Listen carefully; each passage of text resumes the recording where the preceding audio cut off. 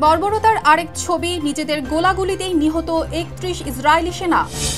লোহিত সাগরে হুতিদের মরণ কামড়ে ডুবছে একের পর এক জাহাজ। এবার হোয়াইট হাউসের সামনে জুতা পেটা খেলেন নেতানিয়াহু। ইউক্রেনে রাশিয়ার হামলায় রেকর্ড সংখ্যক ড্রোনে ক্ষত বিক্ষত কিয়েভ। গুহায় বিষাক্ত গ্যাসে প্রাণ হারালেন এরদোয়ানের ১২ সেনা। এবার ফিলিস্তিনের মতো আরেকটি দেশ দখলে নিচ্ছে ইসরায়েল। বিবেকের তাড়নায় বর্বরতার গোপন তথ্য ফাঁস ইসরায়েলি সেনার। ইরানের হুঁশিয়ারি, ২ বছর ধরে টানা হামলা করলেও শেষ হবে না অস্ত্র।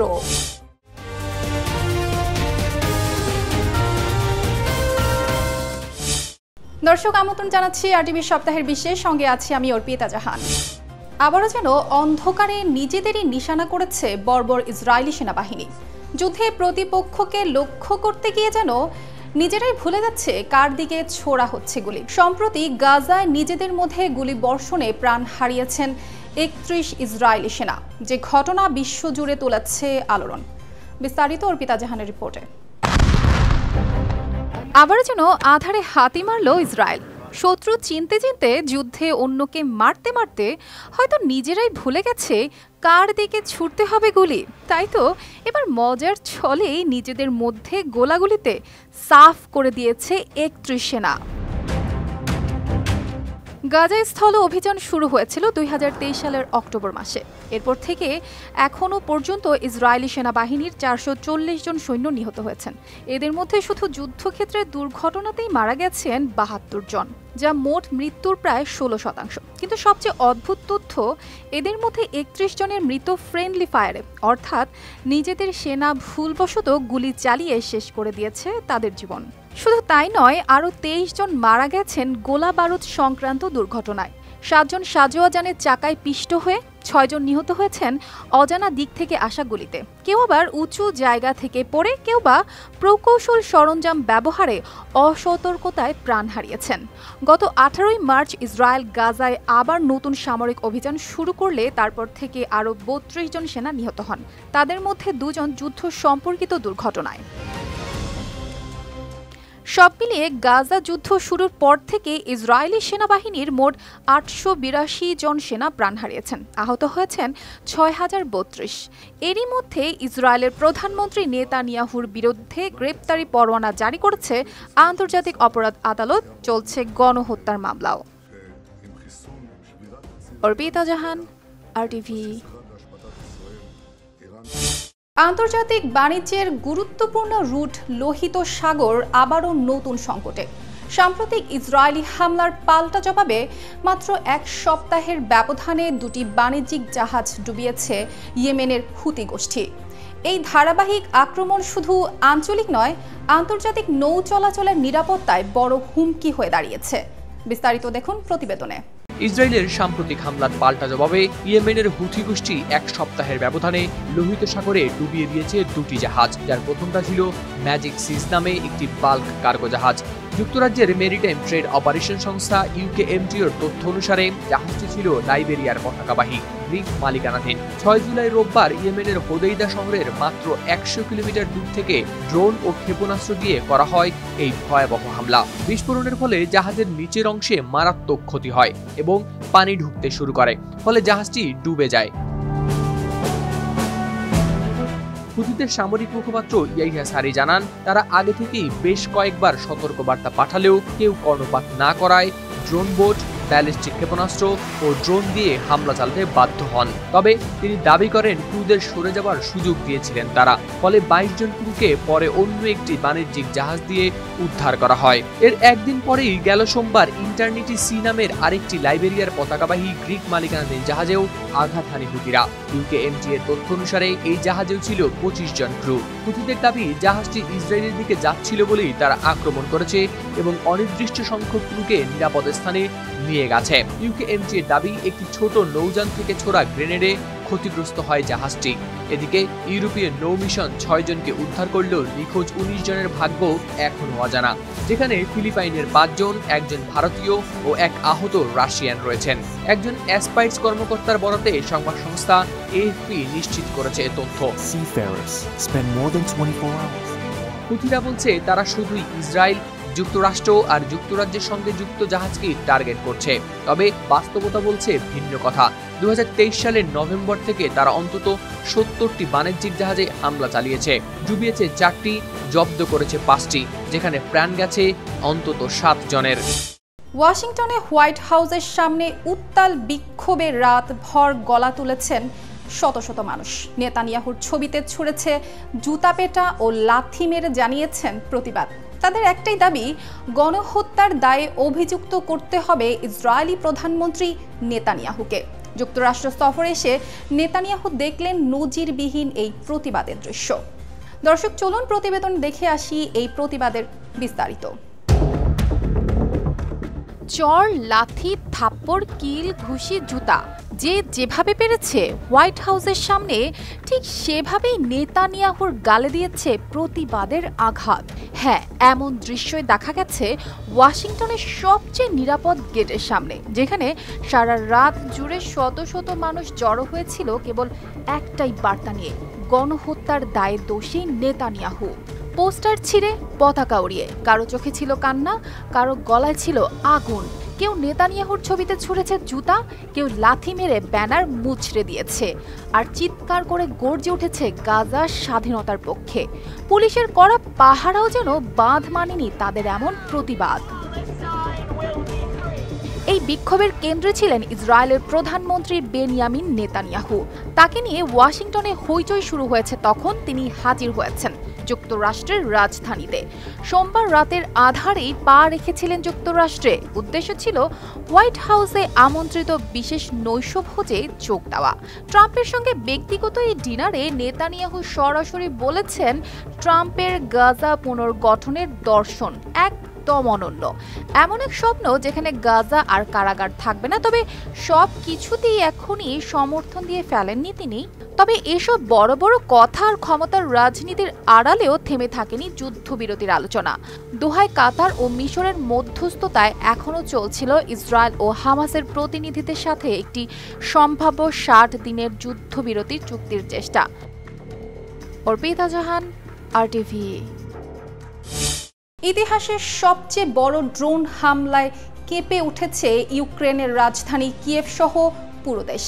হামলার কয়েক ঘন্টা আগেই প্রেসিডেন্ট ডোনাল্ড ট্রাম্প ও রুশ প্রেসিডেন্ট ভ্লাদিমির পুতিনের আলোচিত ফোন আলাপ নাকি আরও বাড়িয়ে দিয়েছে উত্তেজনা। ট্রাম্প জানান, যুদ্ধবিরতিতে পুতিনের নাকি নেই কোনো আগ্রহ। বিস্তারিত থাকছে হাওলাদার শামীমের রিপোর্টে।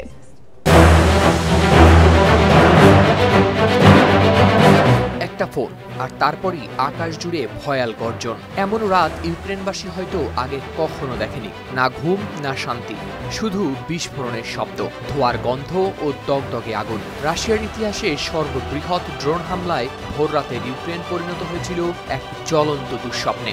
এই নজিরবিহীন হামলার মাত্র কয়েক ঘন্টা আগেই ডোনাল্ড ট্রাম্প কথা বলেছিলেন ভ্লাদিমির পুতিনের সঙ্গে। পরে ট্রাম্প জানান, যুদ্ধবিরতিতে কোনো আগ্রহই নেই পুতিনের। সেই ঘটনার পরপরই যেন ইউক্রেনের আকাশ পুরে নামে আগুনের বৃষ্টি।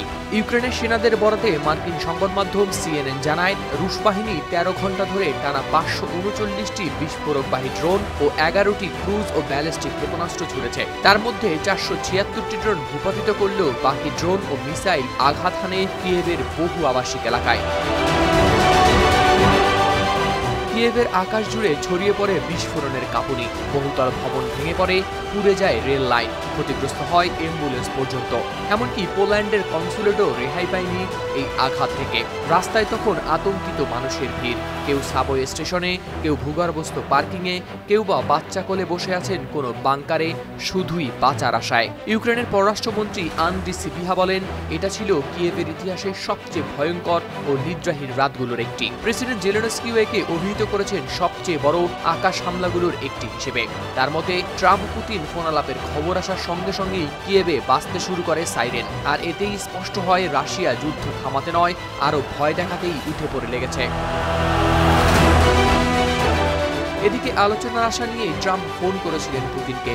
পরে তিনি জানান, শান্তি আলোচনায় আগ্রহ নেই পুতিনের। অথচ সেই খবর চাওর হতেই যুদ্ধ যেন হয়ে উঠল আরো ভয়ঙ্কর। এদিকে রাশিয়ার পক্ষ থেকে আনুষ্ঠানিকভাবে বলা হয়নি কিছুই। তবে ট্রাম্পের বক্তব্য গুরুত্ব সহকারে পর্যবেক্ষণ করা হচ্ছে বলে জানিয়েছেন ক্রেমলিনের মুখপাত্র দিমিত্রি পেসকভ। হামলার পরপরই ইউক্রেনে ভয়ানকভাবে বেড়েছে বায়ু দূষণের মাত্রা।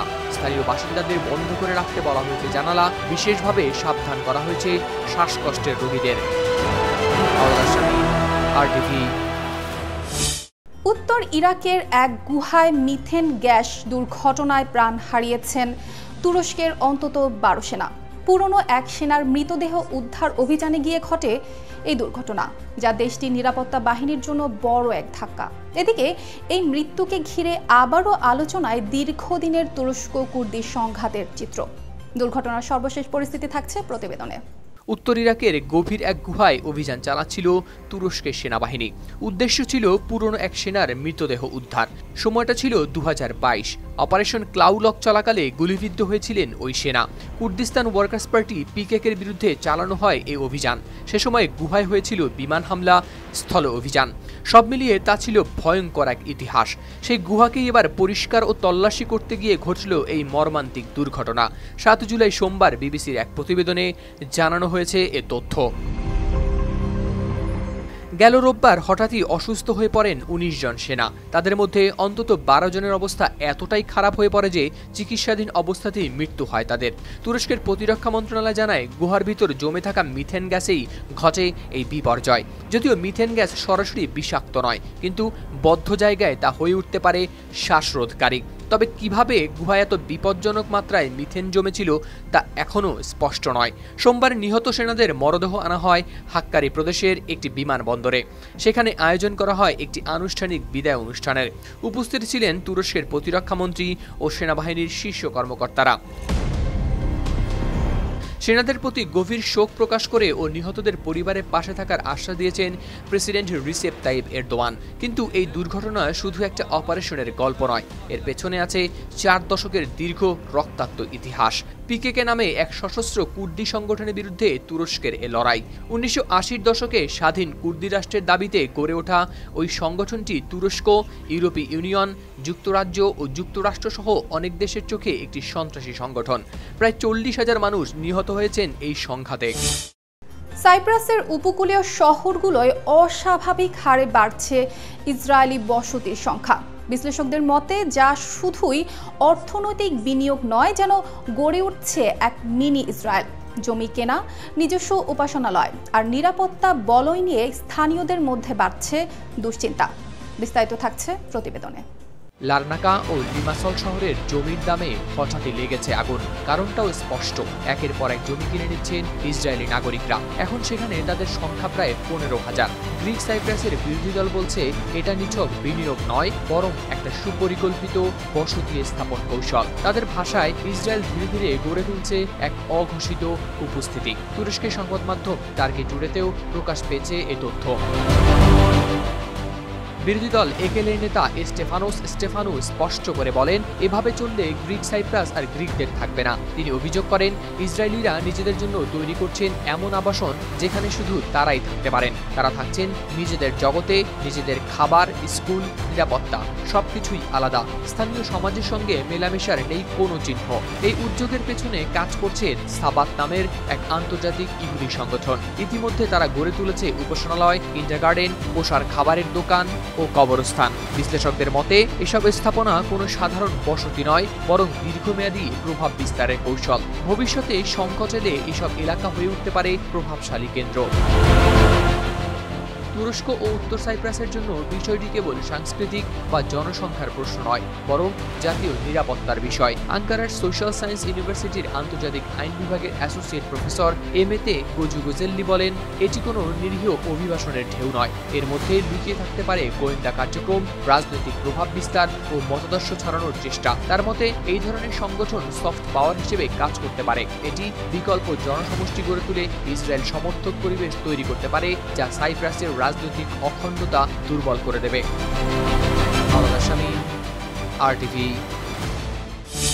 গাজার রক্তাক্ত সংঘাতে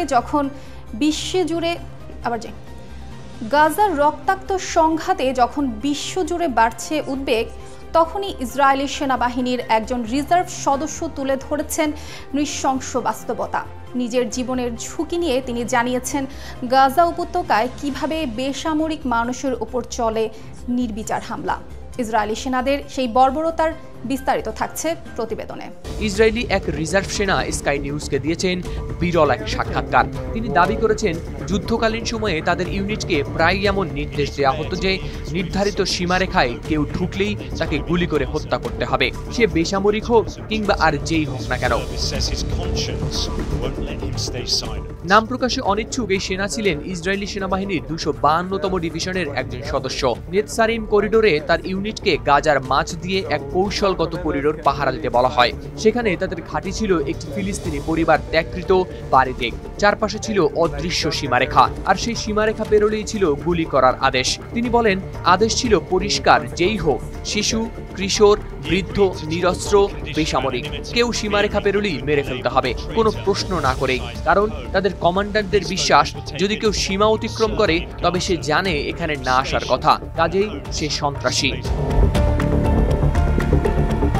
তিনি আরো জানান, গাজায় 3 বার দায়িত্ব পালনের অভিজ্ঞতায় বহু সাধারণ মানুষকে চোখের সামনে গুলিতে প্রাণ হারাতে দেখেছেন। তার কথায়, এসব হত্যাকাণ্ড ছিল সম্পূর্ণ ইচ্ছাকৃত ও নির্বিচার, যার ধরন পরিবর্তিত হতো কমান্ডারের মর্জির উপর ভিত্তি করে। কেউ যেন জবাবদিহি করতে বাধ্য না। গাজায় তার দেখা অনেক হত্যাকাণ্ড ছিল ইচ্ছাকৃত ও নির্বিচার, এটা যেন একজন কমান্ডারের মর্জির খেলা। তবে তার চোখে ধরা পড়েছে আরেকটা বাস্তবতা, এক কিশোর যে সাইকেলে চড়ে ভুল করে সীমা পেরিয়ে যায়, কিংবা এক বৃদ্ধ যে ধাতব কুড়াতে এসে প্রাণ হারায়। তারা আসলে গরিব, অসহায় ছাড়া আর কিছুই ছিলেন না। একবার এক ব্যক্তি গুলি খেয়ে পড়ে যায়। কিছুক্ষণ পর যখন আরেকজন মরদেহ তুলতে আসে, প্রথমে আদেশ আসে ধরে আনার, কিন্তু কয়েক ঘন্টা পরেই নতুন নির্দেশ, যদি কেউ আসে গুলি করো। যেন নিয়মের কোনো স্থায়িত্ব নেই, শুধু ভয় আর মৃত্যু। মধ্যপ্রাচ্যের উত্তেজনা আবারও নিয়েছে নতুন মোড়। ইরানের ইসলামী বিপ্লবী গার্ড বাহিনী IRGCর এক উপদেষ্টা প্রকাশ্যে জানিয়েছেন তাদের বিশাল অস্ত্র ভাণ্ডারের কথা।